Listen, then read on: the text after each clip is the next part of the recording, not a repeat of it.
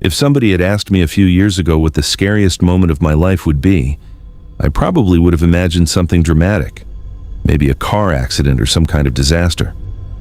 What I never would have expected was that the most terrifying experience of my life would begin with something so ordinary that I almost ignored it completely. Looking back, that's probably what scares me most. There wasn't a single moment when I realized I was in danger. It happened slowly, one small thing after another. By the time I understood what was happening, someone had already become a part of my life without me ever inviting them into it. This happened in the fall of 2024, when I was 28 years old and living alone outside Indianapolis. I worked as a maintenance technician for a commercial property company. My routine rarely changed. I left for work around 7 every morning, got home around 5, went to the gym a few times a week, and spent most evenings relaxing at home. Nothing about my life would have made me stand out. At least, that's what I thought. One Tuesday evening after work, I stopped at a grocery store to pick up a few things. It was crowded, and I didn't notice anything unusual until I reached the checkout line. There was a man standing behind me. He looked to be in his 40s, wearing a dark baseball cap and a faded blue jacket. The only reason I remember him is because every time I looked up, he seemed to already be looking at me, not smiling, not angry, just staring. It was uncomfortable enough that I left the store feeling relieved to get away from him. By the time I loaded my groceries into my truck, I had already forgotten about it. 3 days later, I was leaving work when I saw the same man sitting in a silver sedan across the street from our parking lot. At first, I wasn't sure it was him, but as I drove past, I caught a clear look at his face. It was definitely the same guy. That felt strange, but not enough to alarm me. Maybe he worked nearby. Maybe it was a coincidence. A week passed, then another. I didn't see him again. Life returned to normal.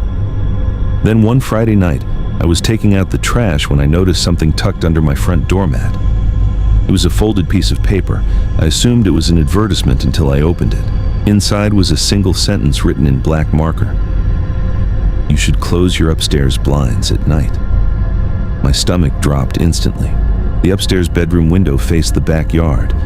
The only way someone would know whether the blinds were open or closed was if they'd been watching the house. I immediately walked around the property with a flashlight but found nothing. No footprints, no vehicles, no people. I called a friend and tried laughing it off, but deep down I felt uneasy.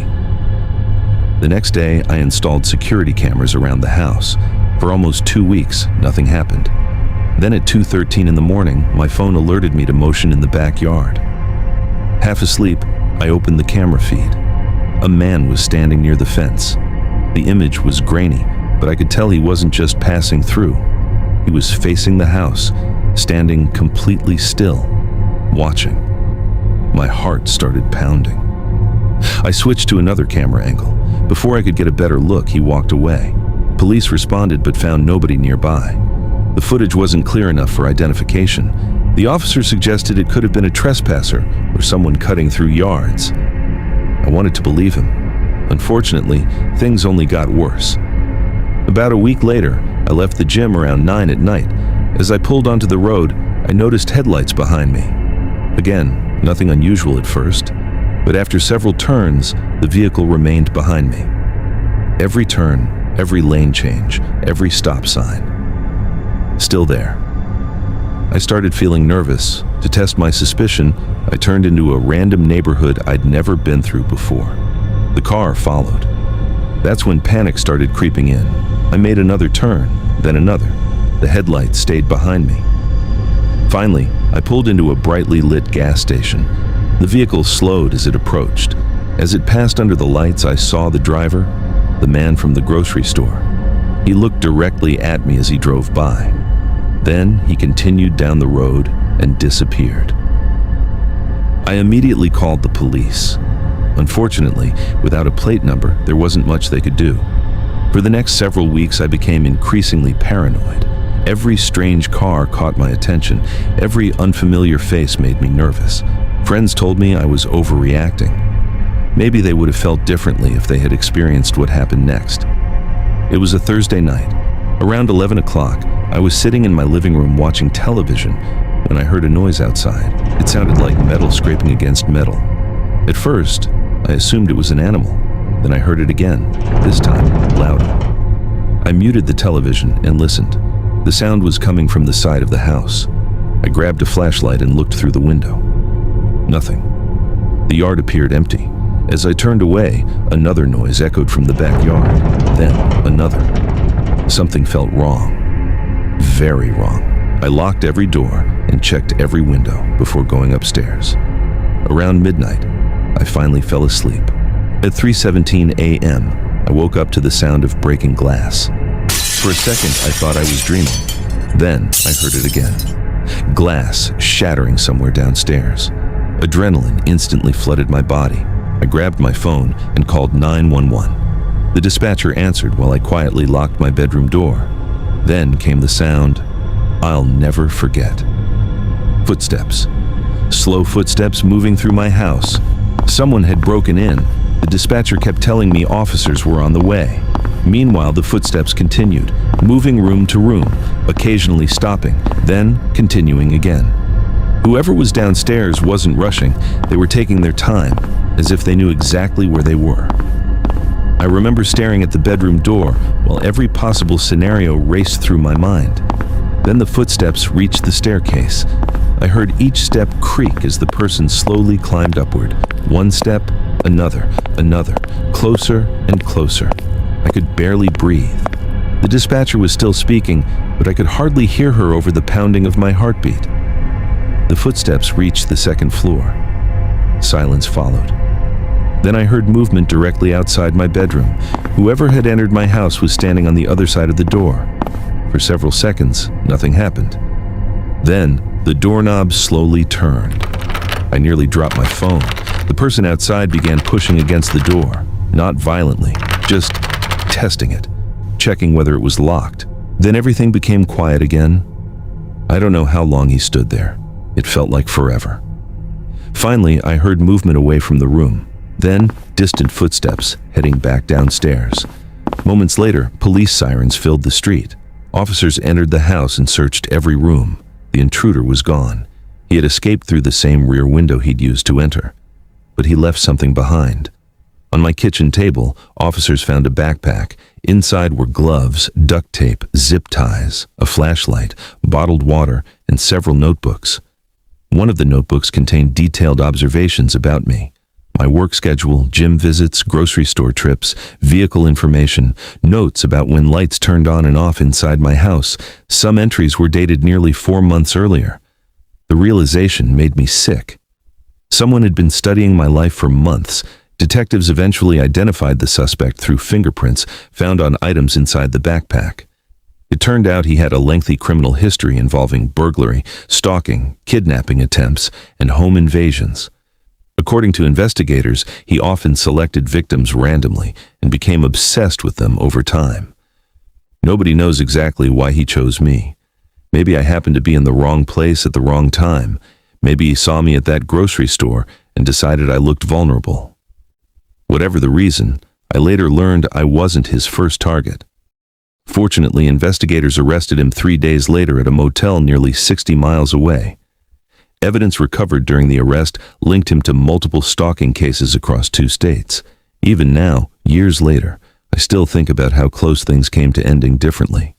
The part that stays with me isn't the break-in itself, it's knowing that for months I was completely unaware someone was watching me. While I was going to work, meeting friends, buying groceries, and living my life, a stranger was quietly collecting pieces of it from a distance. People imagine danger as something obvious, a masked criminal, a weapon, a dramatic confrontation. In reality, the most dangerous people often look completely normal. They're the person standing behind you in line. The driver parked across the street. The stranger you notice for a second and immediately forget. That's what makes this story so unsettling to me. Because before everything happened, I saw that man several times, and every single time I dismissed the feeling that something wasn't right. I don't ignore those feelings anymore. The thing that still bothers me about this story is how close I came to ignoring every warning sign. When people hear stories about criminals targeting random victims, they usually assume there were obvious red flags.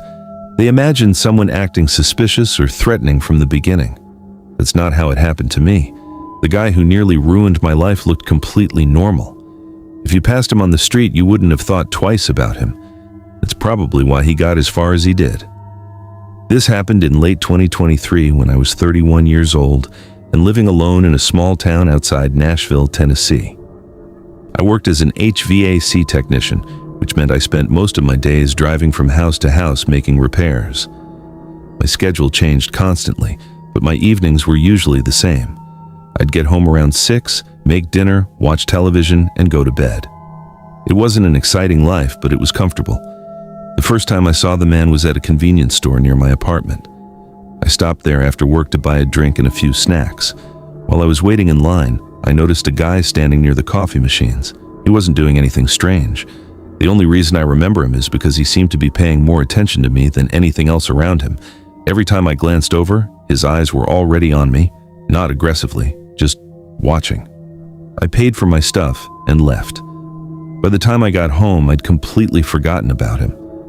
About a week later, I was filling up my truck at a gas station across town.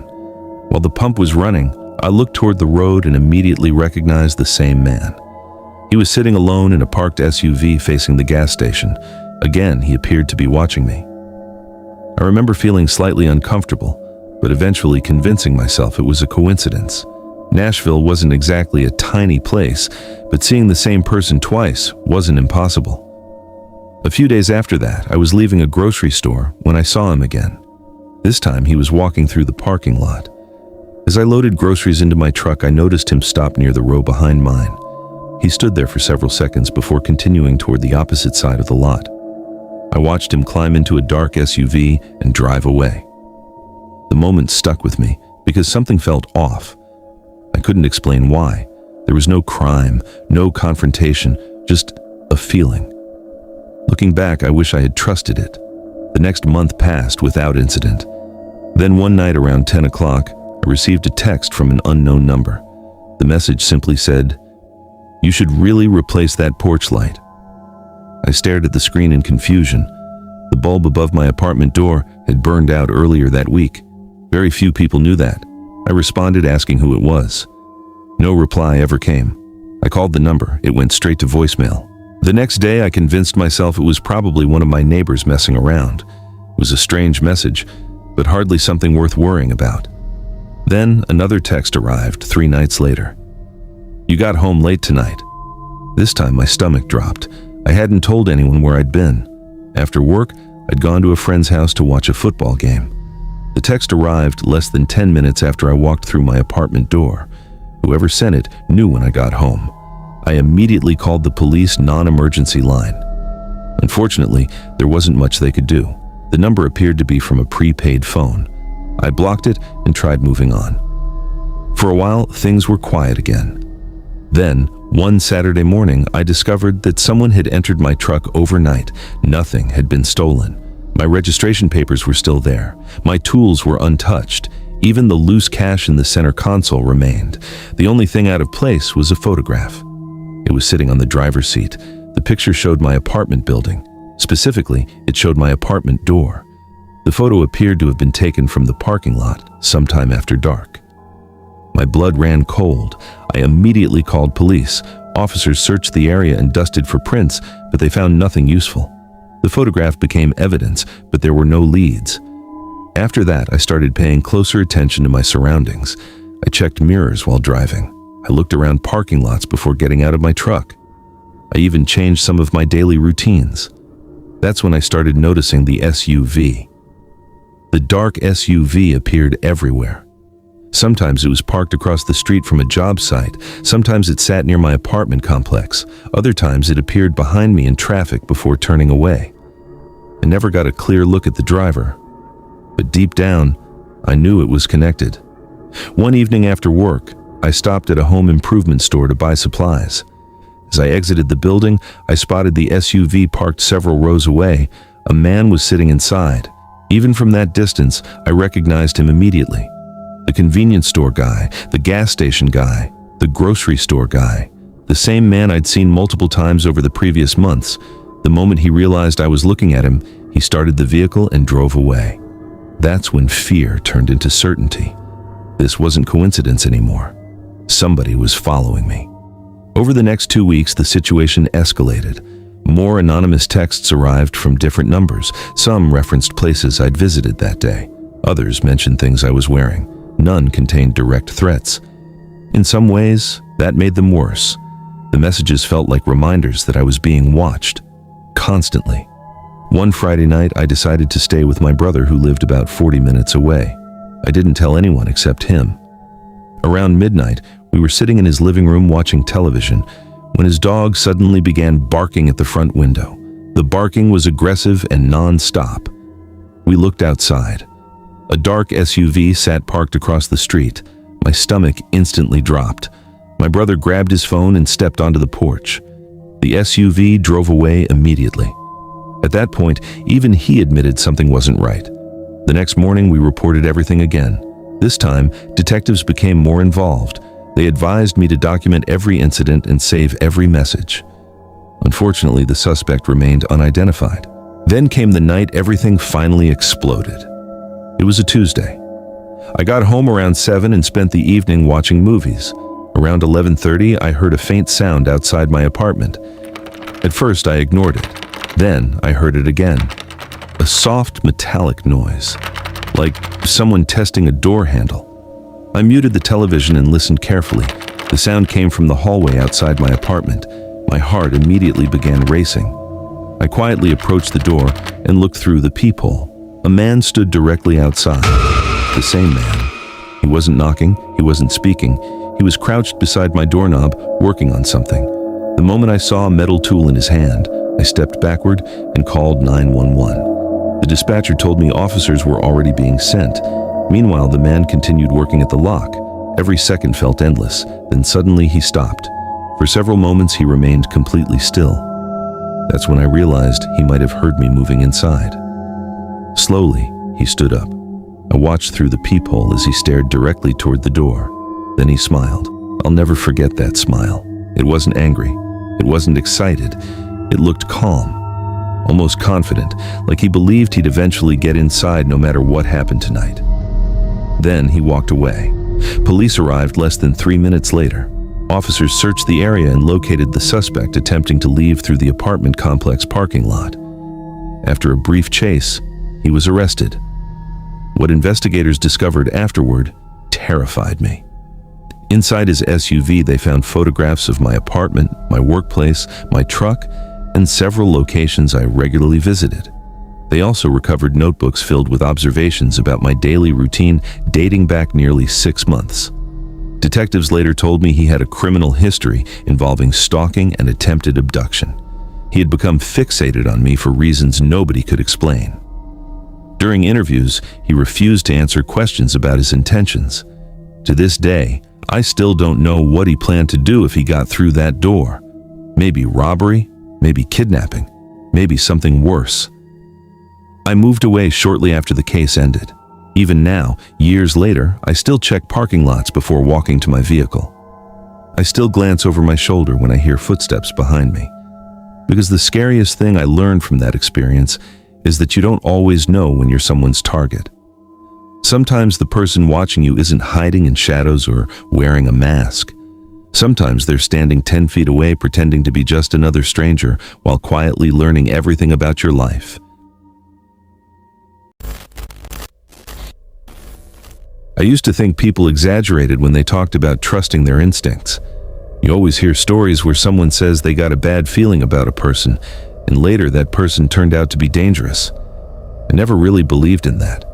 I figured there was always some obvious sign they noticed subconsciously, something that explained the feeling. After what happened to me, I don't think that anymore. Sometimes your brain notices things before you consciously understand them. Sometimes a person can seem completely normal while every instinct in your body is quietly telling you to get away from them. This happened in the spring of 2024 when I was 27 years old, living in Western Pennsylvania. I worked for a company that serviced ATMs and cash machines throughout several counties. Most of my job involved driving long distances alone and stopping at businesses to perform maintenance. Because of that, I spent a lot of time on the road. One Thursday afternoon, I finished a service call at a small shopping plaza about an hour from home. It was raining lightly, and I decided to stop at a diner before heading back. The place wasn't busy, maybe 6 or 7 customers total. I grabbed a booth near the window and ordered a burger. About 10 minutes later, a man walked in and sat alone across the room. I probably wouldn't have remembered him if not for what happened later. He looked completely ordinary. Mid-40s, brown jacket, short beard, average build. The only thing that stood out was how often I caught him looking at me. At first, I thought I was imagining it. But every time I glanced across the diner, he'd quickly look away. It was strange enough that I noticed, but not alarming. When I finished eating, I paid my bill and left.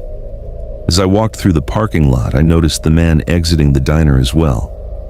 He climbed into a black pickup truck parked several spaces away. I drove off and didn't think about him again. About 30 minutes later, I stopped at a gas station. While filling my truck, I happened to look toward the road and immediately recognized the black pickup. It was pulling into the same station. My first thought was that it was an odd coincidence. The driver parked near the side of the building and remained inside the vehicle. Something about it made me uncomfortable. I finished pumping gas and left. The pickup remained where it was. A few miles later, I checked my mirror. The black truck was behind me. At first, I didn't panic. Plenty of people travel the same highways. But after 20 minutes, the truck was still there. Every turn I made, it followed. Every lane change, every exit ramp. My stomach started tightening. I decided to test my suspicion by pulling into a grocery store parking lot. The truck drove past without stopping. I immediately felt stupid for worrying. Maybe it really had been a coincidence. I went home and forgot about it. 3 weeks passed. Nothing unusual happened. Then, one evening after work, I stopped at a hardware store. As I exited with my purchases, I saw a black pickup parked near the edge of the lot. My heart sank. The driver sat behind the wheel looking down at something. I couldn't see his face clearly. Still, the truck looked identical. I told myself I was being paranoid. There had to be thousands of similar vehicles in Pennsylvania. Yet, as I loaded my purchases into my truck, I noticed the pickup pulling away. As it passed, I saw the driver. It was the man from the diner. This time there was no doubt. He looked directly at me as he drove by. The feeling that hit me wasn't fear yet. It was confusion. Why did I keep seeing this guy? A few days later, I received a strange phone call while eating dinner. The number was unknown. When I answered, nobody spoke. I listened for several seconds before hanging up. 5 minutes later, the same number called again. Silence. Then it happened again the next night, and the night after that. Eventually, I stopped answering. The calls continued anyway. Around that time, I started noticing other things. A vehicle parked near my apartment complex that I'd never seen before. Someone leaving before I could get a good look. Footprints near my back patio after rain. None of it was enough to prove anything, but together, it created a constant feeling of unease. Then came the moment that changed everything. It was a Friday night. I was driving home from a service call that had run late. Around 10 p.m., I stopped at a red light in a mostly empty part of town. As I waited, headlights appeared behind me. I glanced in the mirror. Black pickup. My pulse immediately jumped. The truck remained behind me through 3 intersections, then 4, then 5. I decided to make an unexpected turn. The pickup followed. Another turn. Still there. At that point, there was no question. The truck was following me. I grabbed my phone and prepared to call police. Before I could, the truck suddenly accelerated and pulled alongside me. I looked over. The driver was the same man. He stared directly at me for several seconds without expression. Then he smiled. Not a friendly smile. Not an angry smile. Just a strange, calm smile. After that, he sped ahead and disappeared. I barely slept that night. The next morning, I reported everything. Unfortunately, I didn't have a plate number. Detectives took the report but admitted there wasn't much they could do. For the next 2 weeks, things were quiet. No sightings, no calls, no strange vehicles. I started convincing myself that maybe it was over. Then, one Sunday afternoon, I returned home from visiting family. As I unlocked my apartment door, I immediately noticed something wrong. The deadbolt was unlocked. I always locked it before leaving, every single time. A cold feeling ran through me. I pushed the door open carefully. Nothing appeared missing. The television was still there. My laptop remained on the desk. Everything looked normal. Then I noticed a kitchen chair positioned in the middle of my living room facing the hallway. I'd never placed it there. My heart began pounding. I backed outside and called police immediately. Officers searched the apartment. There were no signs of forced entry, but someone had definitely been inside. The worst discovery came minutes later. One officer entered my bedroom and called for his partner. When I stepped inside, I felt sick. Dozens of photographs were spread across my bed. Pictures of me leaving work, pictures of me pumping gas, pictures of me entering grocery stores, pictures of me unloading items from my truck.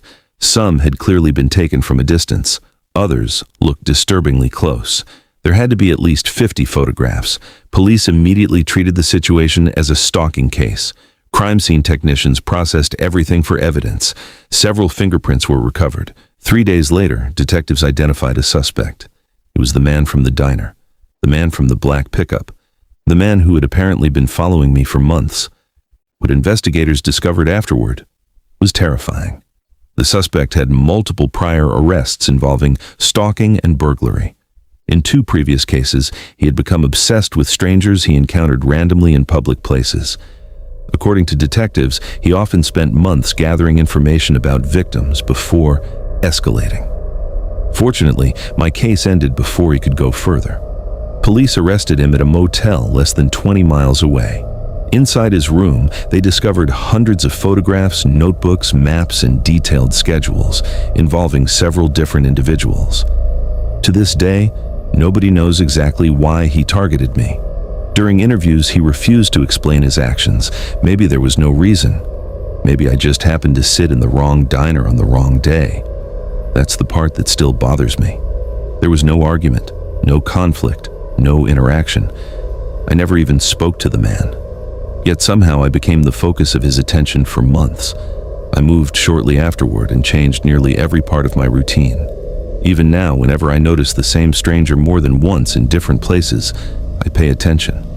Because the scariest lesson I learned is that some of the most dangerous people don't force their way into your life immediately. They quietly insert themselves into the background and wait until they know more about you than you realize.